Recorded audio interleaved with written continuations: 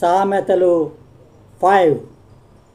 అంతా మనవాళ్లే గాని అన్నానికి రమ్మనే వాళ్ళు ఎవ్వరూ లేరు. అందముంటే ఆయన అదృష్టం కూడా ఉండాలి కదా.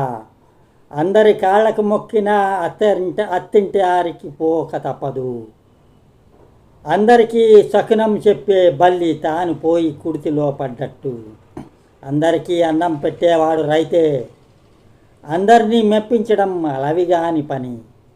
అందరూ శ్రీ వైష్ణవులే. బుట్టెడు రొయ్యలు మాయమయ్యాయి.